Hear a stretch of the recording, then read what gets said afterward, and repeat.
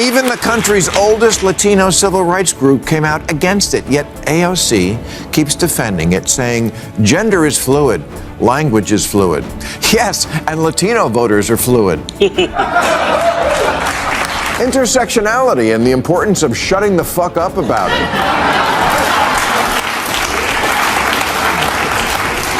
And undouching your face, man beards from Ted Cruz to J.D. Vance. Strap in, because Bill Maher just torched the Democrats and, no, not literally, but the burn was so savage you could almost see the smoke. It was one of those rare political moments where comedy and truth teamed up, took a bow, and left the DNC looking dazed. Here's the backdrop. Democrats have a massive problem. They're losing American men, especially working class, ones at record speed. And instead of sitting down and asking, what's wrong? How do we fix this? They decided the answer was a luxury retreat at the Ritz-Carlton in Half Moon Bay. Picture it, mini lobster rolls, heirloom tomato carpaccio, and seared sea bass. Because nothing says we understand the working class quite like clinking glasses of Chardonnay in a 5-star. Point, I want to get to something very important. How many know what SAM stands for? It's a new phrase. It stands for Speaking with American Men, SAM. This is the new movement by the Democratic Party. They lost the men vote a lot last time, so they had a meeting up at the Ritz-Carlton at Half Moon Bay, south of San Francisco. I'm not making this up, where they served mini lobster rolls and had heirloom tomato carpaccio and seared sea bass in their conclave to decide how to win back the American. Ripped this, and Maher. He wasn't about to let them skate. He ripped the whole spectacle to shreds, pointing out the absurd disconnect. The Democrats say they want to win back men who drink Miller Lite and change their own spark plugs. But their strategy session looked like it was curated by Gwyneth Paltrow's lifestyle blog. It's like throwing a firefighter appreciation banquet and making it black tie with a sushi bar. Sure, people will smile politely, but deep down they're asking, who are you people? And the best part, this wasn't just cocktails and sea bass. No, they gave this little gathering an official name, SAM, Speaking with American Men, which, let's be real, sounds less like a political outreach program and more like a painfully awkward HR training. Then came the workshops. I'm not kidding. One was titled, How to Keep Your Liberal Base While Posing with Guns on Your Christmas Card. Another, Best Protein Powder for a Clean Bulk. At this point, you don't even need satire. The DNC is writing the punchlines for you. It's because we used to have conferences at Harvard to figure out what the working class needs, and so now we're, we're moving west. You got to own who you are. I get it. These are the mini lobster roll people. But they had this symposium, and we got a hold of what was this is Speaking with American Men. This is a real thing that they're doing, and they have these seminars. Would you like to hear what was? Okay. These are ways that they want to. Seminars that they had to try to win back the typical American male, like how to keep your liberal base while putting guns on your Christmas card. That was one. Picture this: some out-of-touch consultant sidles up to a voter and says, hey man, we get it, gas prices, inflation, job security, tough stuff. But have you tried switching to plant-based pea protein? Great for muscle gains. Because nothing says we care about your wallet like unsolicited gym tips, and it gets better. They even rolled out a segment on Bud Light etiquette: to drink it, when to boycott it, when to just shoot the can for sport. Which, if you've been paying attention the past 2 years, is hilarious in the worst way. The brand is still clawing its way out of one of the biggest PR disasters in recent memory. And here's the DNC making it a breakout session. At this point, they're not strategizing, they're accidentally parodying themselves. Protein powder for a clean bulk, another dude conversation starter.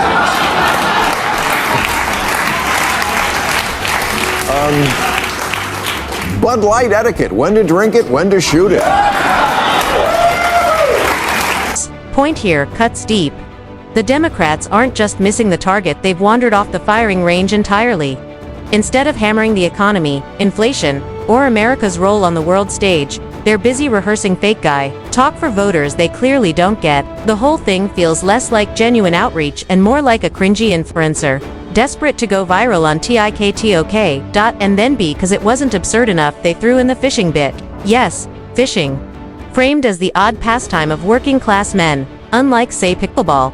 Let's stop right there. If your strategy session involves mocking the hobbies of the people you're trying to win over, you're already cooked. That's like running a campaign ad that says, "Vote for me," even though I think all your working class men enjoy instead of pickleball.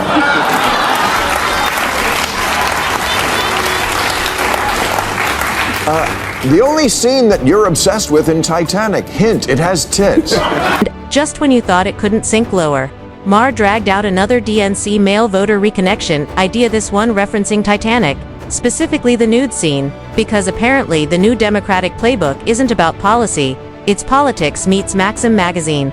If your grand plan to win back voters boils down to boob jokes, you're not running a campaign, you're hosting open mic night at the world's saddest comedy club. But Maher didn't just roast their PR circus, he went for the jugular. He zeroed in on the left's bigger problem, their obsession with identity politics, virtue signaling, and social media-approved activism, all while ignoring the kitchen table issues people actually vote on. Inflation, jobs, public safety, you know, the basics. Then came the Joe Rogan bit.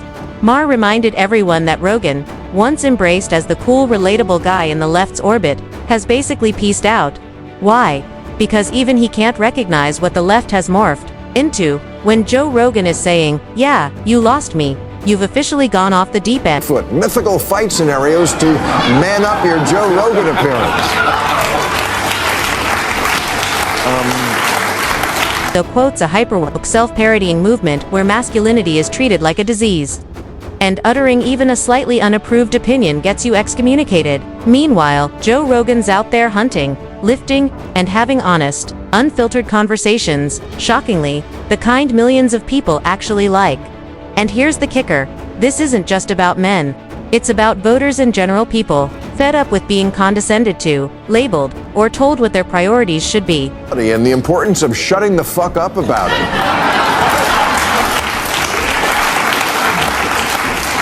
And, undouching your face, man beards from Ted Cruz to J.D. Vance. Maher's roast wasn't just comedy, it was a warning. You can't keep talking at people instead of with them and expect loyalty. He nailed it with the example of a heavily Latino congressional district on the Texas border. For decades, it was solidly Democratic. Last year, it flipped Republican. Why? The losing campaign's own manager admitted, "We gave up a reliably Democratic congressional seat for no reason at all." But Maher dug deeper. Voters stopped seeing the Democrats as their advocates. They didn't want someone obsessed with optics or talking points, they wanted someone who represented them, their priorities, and yes, even their concerns about border issues. Not just migrants crossing the line. 85% Latino congressional district on the border with Mexico, which had always voted heavily Democratic, flipped to the red team.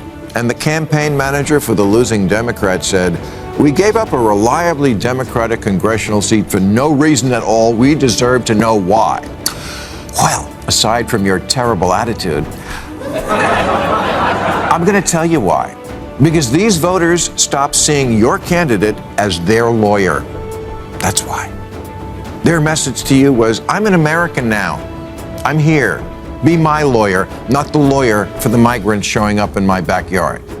This is where it gets raw. Maher essentially says, if your top political priority is advocating for non-citizens while ignoring the struggles of the citizens in your own district, don't be shocked when they vote you out.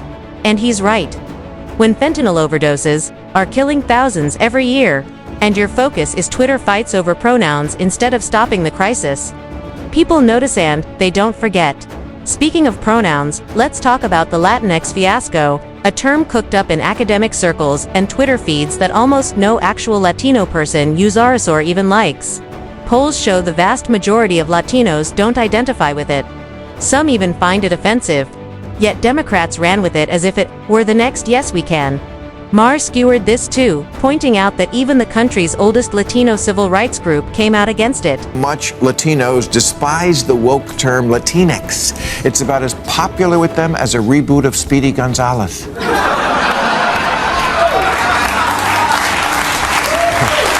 And yet you still have figures like AOC defending it with lines like "Gender is fluid," and "Language is fluid." Sure, language evolves, but voters evolve too. Lately, they're evolving right out of the Democratic tent. Then Maher got personal. He touched on a sentiment many hold. AOCs Latina identity sometimes feels like a political costume she dons, when convenient, fair or not. Perception matters in politics. If voters sense you're performing a persona instead of living it, they'll turn on you. Authenticity isn't optional anymore, it's the currency of credibility. By the end of Maher's takedown, the message was clear. The Democrats' old playbook, appealing to niche activist causes, rebranding themselves with trendy language, and assuming voters will fall in line doesn't work. This Latino civil rights group came out against it, yet AOC keeps defending it, saying gender is fluid, language is fluid. Yes, and Latino voters are fluid. Paying attention, independent voices are louder than ever, and the cracks in the Democratic strategy are showing. The Biden economy is struggling. The border situation is chaotic. International credibility is slipping. And the left's response? More branding, more identity politics, more lectures. It's like trying to fix a leaking roof by repainting the walls. At some point, you have to ask, who are they even talking to anymore? Not the middle-class families struggling at the grocery store. Not the border communities overwhelmed by illegal crossings. Definitely not the working-class men they're trying to woo with Bud Light. Etiquette seminars. Maher's monologue wasn't just funny, it was a mirror, and the reflection wasn't pretty. If Democrats don't figure out how to connect with real people, not just the loudest voices on Twitter, they're going to keep losing ground. And no amount of mini lobster rolls is going to save them. So here's my question to you. Do you think that Democrats are genuinely clueless about why they're losing voters, or do they just not care? Drop your thoughts in the comments. Chances are, many of you have stories of being talked down to or ignored by politicians who claim to represent you. And hey, if you enjoyed this breakdown, hit that like button and subscribe for more nonsense commentary. Because at this rate, there's plenty more political comedy gold waiting to be unpacked. What Maher did here was rare. He didn't just rack up easy laughs, he cut through the noise and called out his own side. Whether you agree with him or not, that takes guts in today's